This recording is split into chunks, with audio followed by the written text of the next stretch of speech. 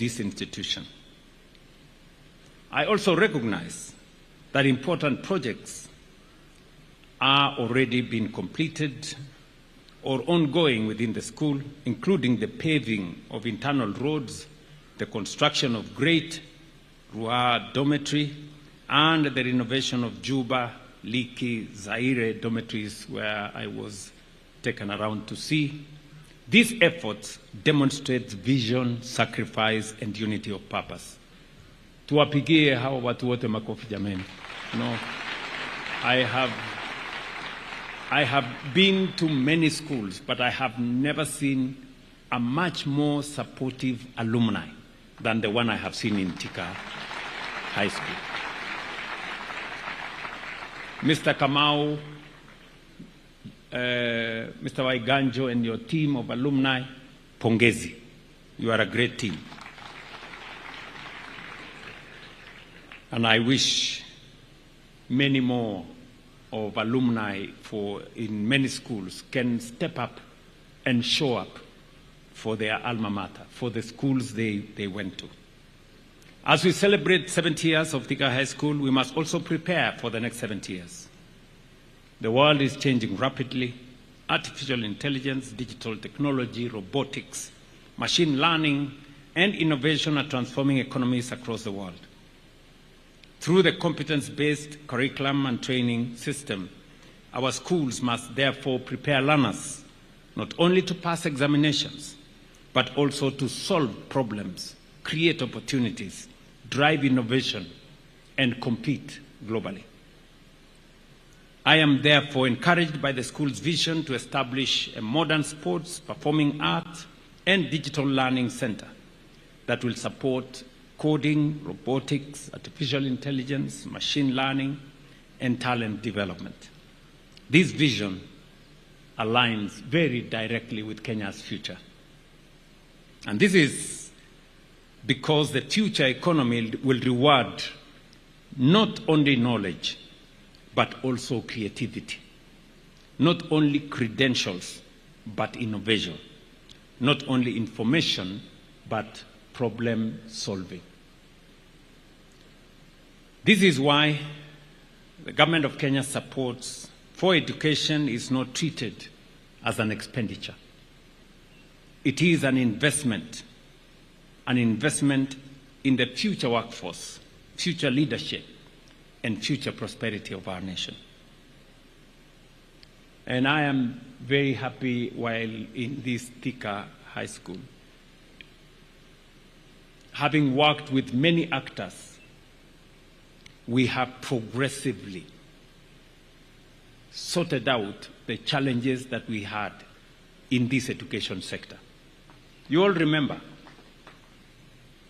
3 years ago during the campaigns, there was huge confusion. There was a big problem in the education sector. Parents were not sure what CBC was going to present to them. They were not sure whether junior school was going to be here or there. The transition was not clear. The curriculum was not clear. But as I stand here today in Thika High School, I can confidently say our education is on very sound footing, without fear of any contradiction. There were 4 serious challenges that were facing our education system. There was a challenge with CBC, there was a challenge with classrooms, there was a challenge with teachers, and there was a challenge with funding. 4 serious issues. And we have tackled each and every one of them systematically. We have aligned CBC. Today there is clarity on how our students are going to transition. We have improved the education system. I am a very solid believer in competence-based education because it gives all our children equal opportunity. There are children who are good in STEM subjects. There are children who are good in arts. And there are children who are good in the humanities. In the past, we treated all these students the same, and we disadvantaged some students who are gifted differently. And that is why our education system for a very long time produced too many failures, because we had a system of one size fits all. But that is not the reality. Today we have different pathways. The competence-based education gives us opportunity to have different pathways. 70% of our students are, 60% actually, 60-something% are on the STEM pathway. We have now the other students on different pathways, and we are now putting in place infrastructure so that all our children become winners, and we avoid a situation where we create failures out of talented people. I am very proud of what has been done over the last 3 years. Focus is no longer 100% on passing one examination. All your learning experience from early classes account for your ultimate mark as a student. We have now made examinations not a life and death issue, not an all or nothing issue. Exams now are part of our learning experience.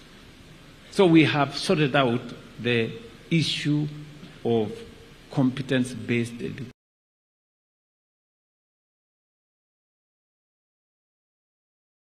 education, and it's now there is a lot of clarity. Number two, we had a very serious teacher shortage.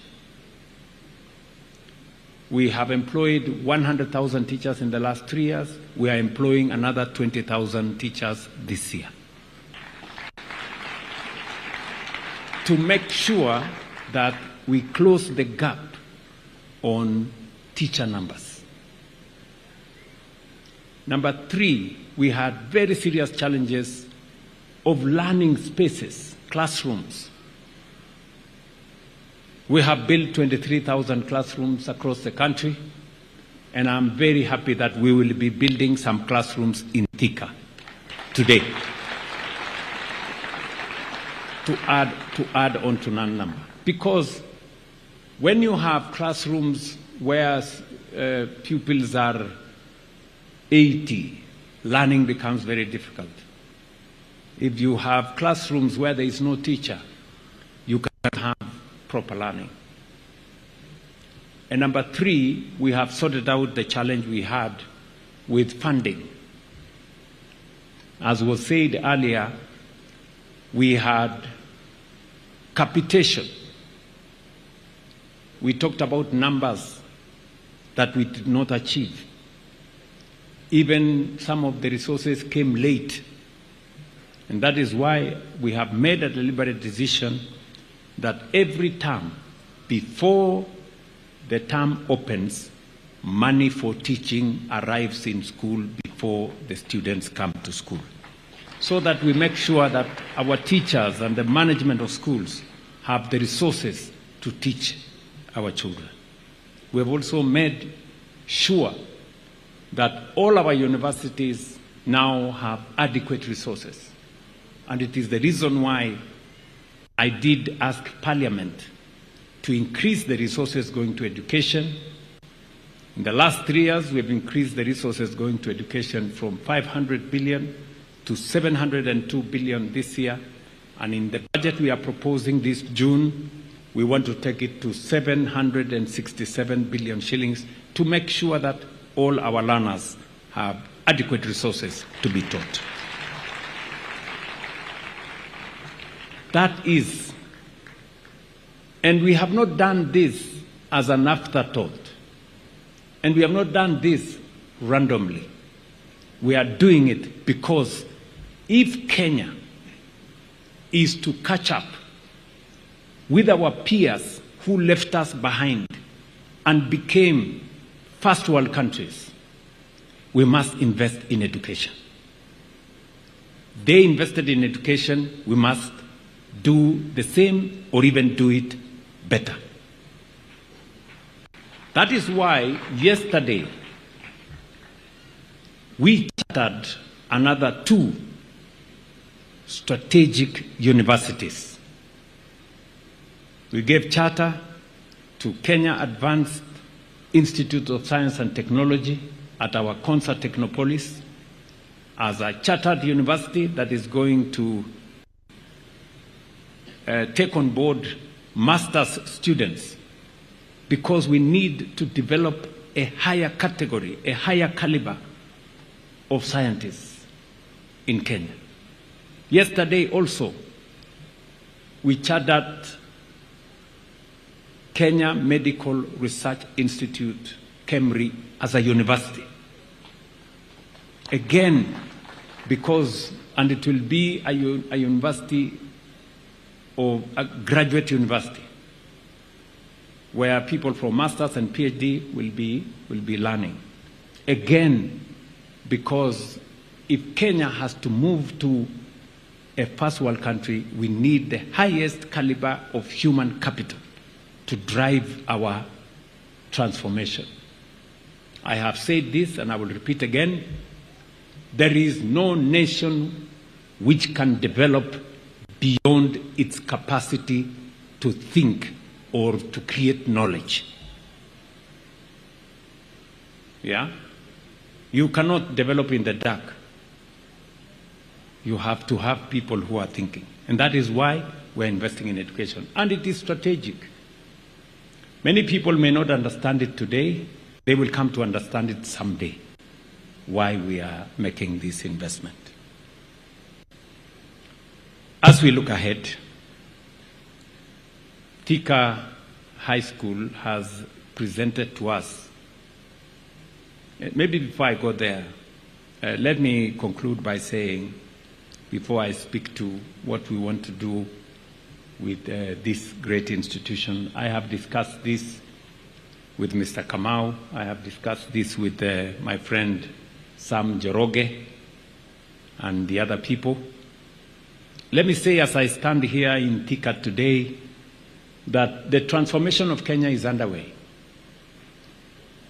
When I pushed 3 years ago for us to live up to the commitments we made to the people of Kenya, I remember I said very clearly and without equivocation that we are going to invest in infrastructure.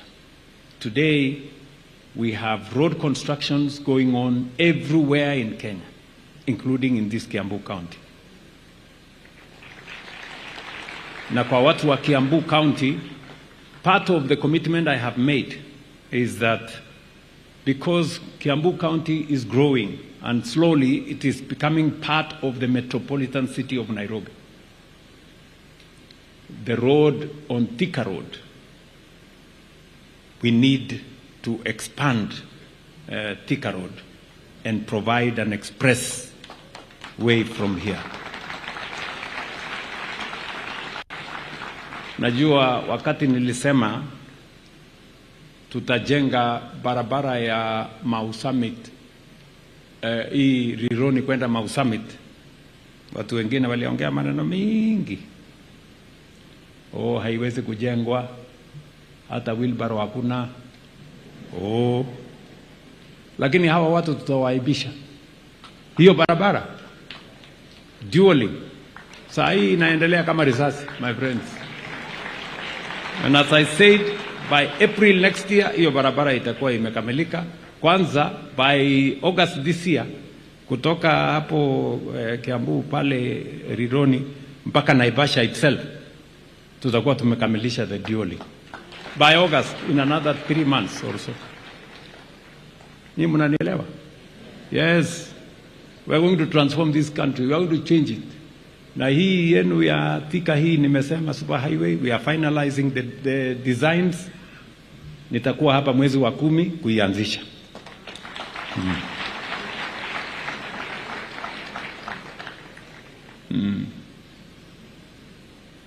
That is how transformation is going to look like. Pia, I made a commitment that we are going to change health delivery. It is not possible that 60 years after independence, health is still a preserve for those who have jobs, those who have the means, and those who have money.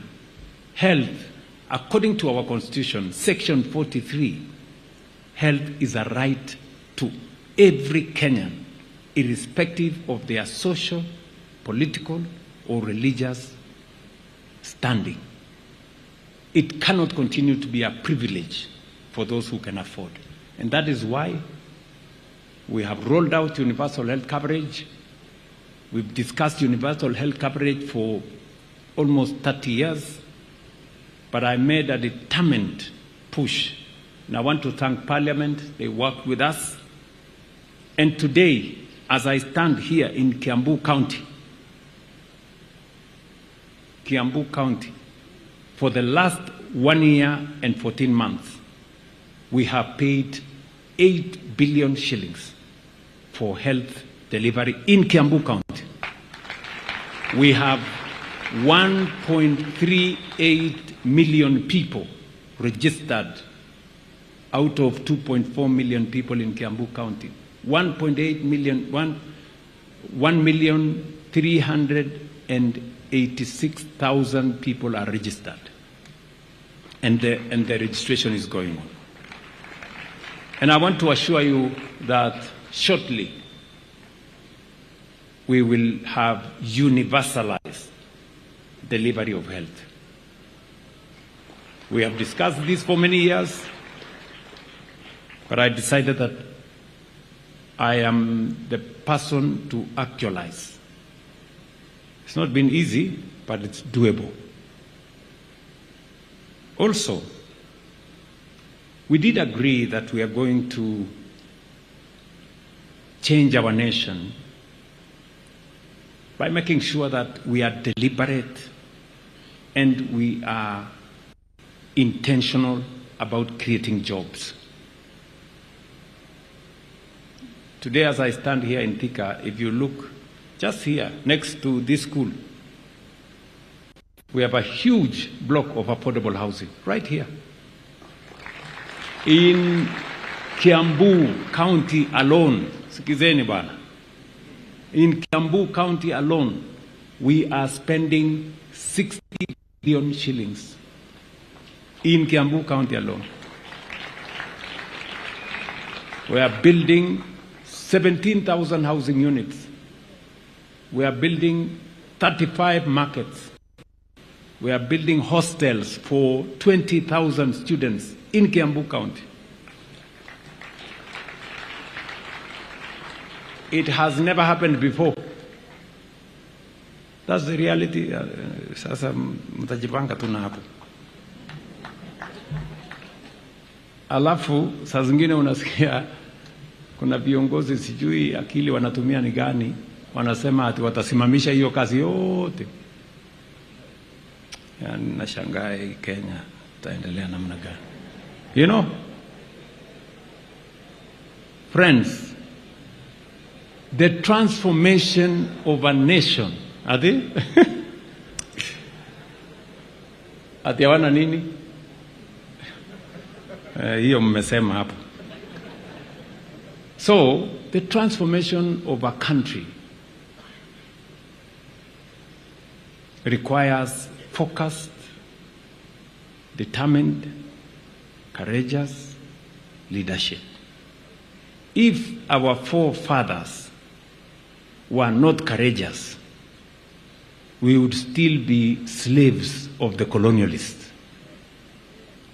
And if we are not courageous as leaders of this moment, we will continue to be slaves of underdevelopment. So, like our forefathers, we must gather the courage and transform our nation. And that, I am prepared to pay the price and lead from the front. Mpaka hii Kenya ibadilike. And I can speak about all the other things, but let me stop there. now say that I have seen, nimeona yale mambo yanaendelea hapa shuleni, pengine nisungumze kwa Kiswahili ndio pia wazazi wetu tuwe pamoja.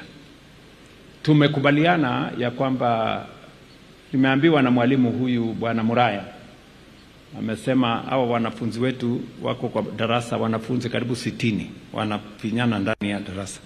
We need to decongest. So mimi nitaanza na mimi mwenyewe. Mimi mwenyewe nitamobilize my friends, na tutawajengea madarasa 35.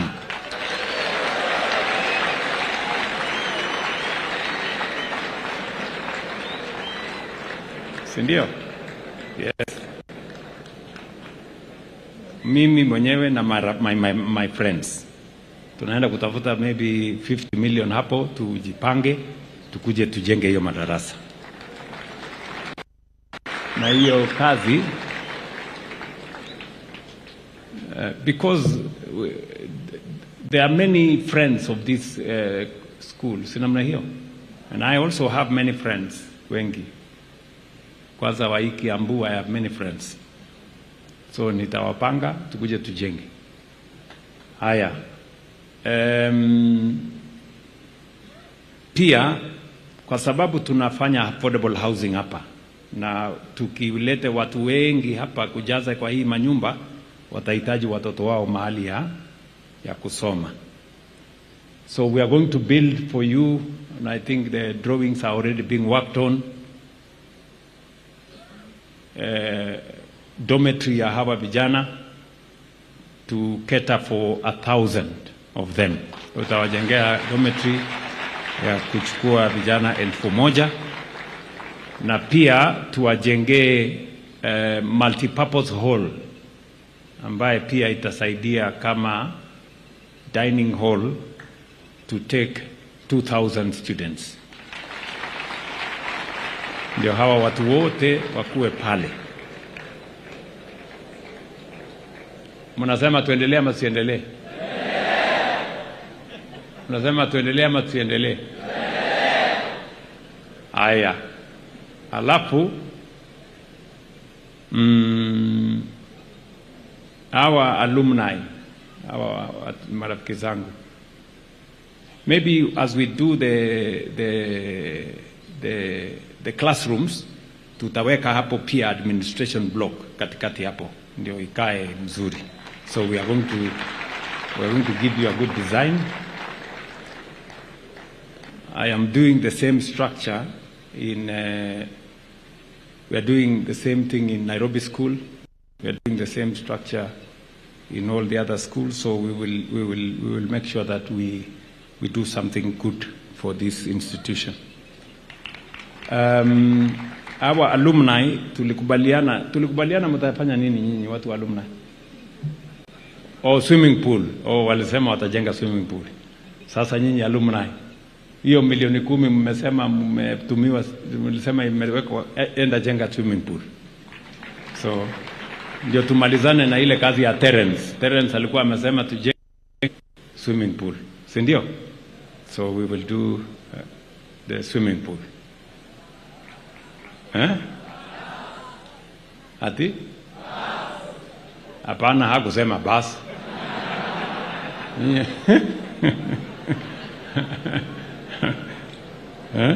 Hakusema basi. Nyinyi mnataka kumwekelea? Ama hiyo pia, wacha nitaongea na sasa. Wewe Alice, ulikuwa unasema ile milioni 5 utapeleka wapi?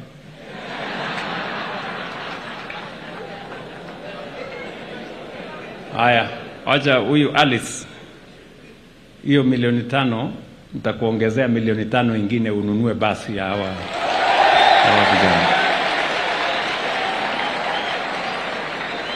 Ndio. Na nyinyi hii basi mnauliza mnataka kwenda wapi? Mnataka kwenda wapi?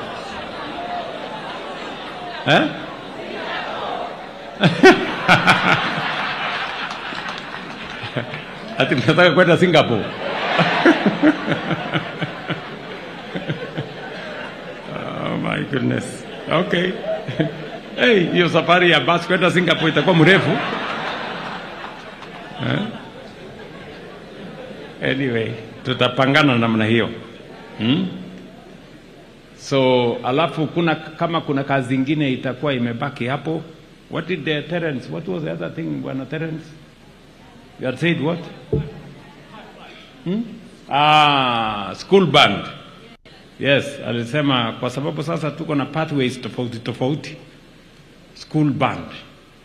Sasa nitapanga mambo ya school band mimi mwenyewe. Ninunue.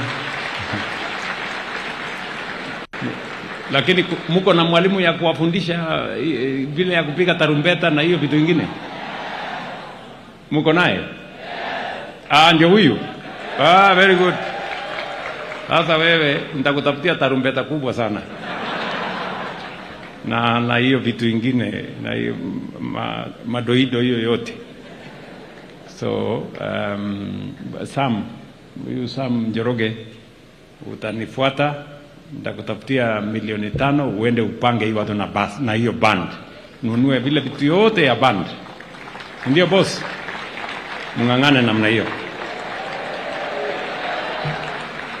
Basi lakini haya mambo yote tumesema hapa kama wazazi na kama viongozi. Mimi nataka nyinyi vijana na nyinyi pia mko na sehemu ya kuchangia. We are deploying a lot of resources, we're spending time, we're spending resources, na nyinyi pia mkuwe na sehemu yenu ya kuchangia. When you see people standing on this podium that they were here many years ago, they are a product of hard work. They are a product of discipline.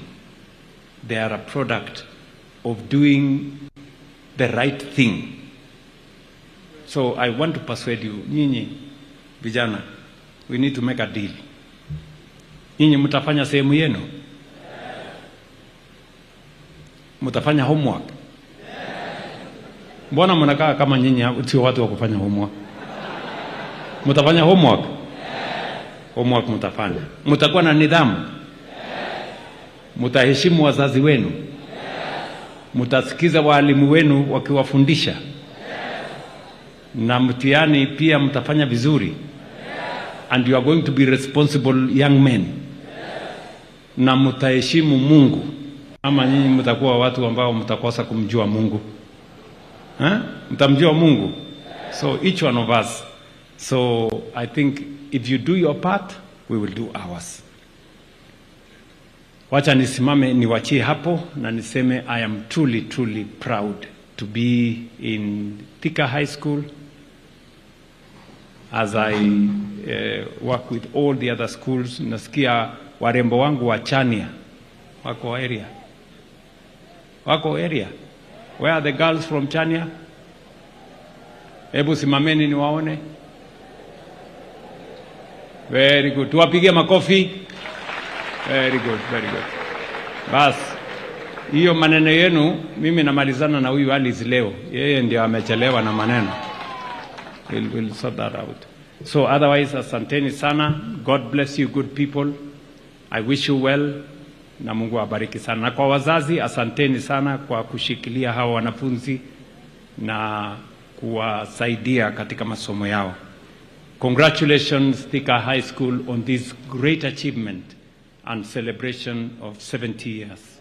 Asanteni sana. Makofi kwa His Excellency. Your Excellency, with your kind permission, will request that you remain on stage. Would like to award 6 of the best performing students. We may take our seats, please. Let's take our seats briefly. And as I say this, please, the students can be coming forward. Your Excellency, the school had a mean grade of 8.2. They had a whopping 31 A-.